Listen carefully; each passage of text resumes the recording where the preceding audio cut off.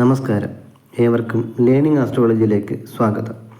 ഇന്ന് ഞാൻ നിങ്ങൾക്ക് പാവവശീകരണത്തെക്കുറിച്ച് പരിചയപ്പെടുത്തുവാനാണ് വന്നത്. ഒരു വ്യക്തിയുടെ ചിത്രം, അതല്ലെങ്കിൽ പേര്, നക്ഷത്രം, വീട്ടുപേര് തുടങ്ങിയ എന്തെങ്കിലും നിങ്ങളുടെ കയ്യിൽ ഉണ്ടെങ്കിൽ നമുക്ക് ആ വ്യക്തിയെ പാവവശീകരണം ചെയ്യാം. ഇതെന്തിനാണ് ചെയ്യുന്നത്, ആരെയാണ് ചെയ്യുന്നത് എന്ന് ഞാൻ നിങ്ങൾക്ക് പറഞ്ഞു തരാം.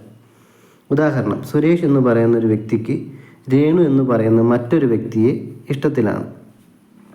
അവരെ സുരേഷിൻ്റെ പക്കിലേക്ക് കൊണ്ടുവരാൻ ചെയ്തു കൊടുക്കുന്ന കർമ്മമാണ് പാവവശീകരണം.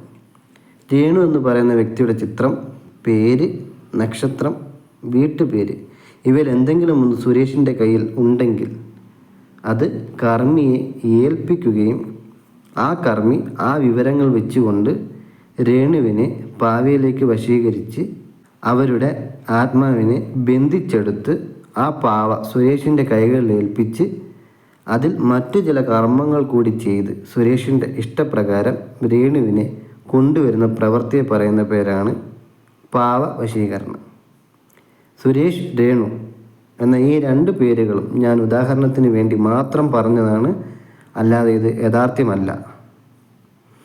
ഇങ്ങനെ നമ്മുടെ ഇഷ്ടത്തിലുള്ള ഒരു വ്യക്തിയെ നമ്മുടെ നിയന്ത്രണത്തിൽ നമ്മുടെ അരികിലേക്ക് കൊണ്ടുവരുന്ന പ്രവൃത്തിയെ പറയുന്ന പേരാണ് പാവവശീകരണം.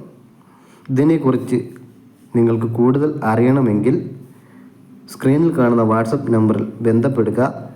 അതുപോലെ തന്നെ ഇങ്ങനെയുള്ള കാര്യങ്ങൾ ദയവായി ദുരുപയോഗം ചെയ്യാതെ അറിവിനായി മാത്രം ഉപയോഗപ്പെടുത്തുക.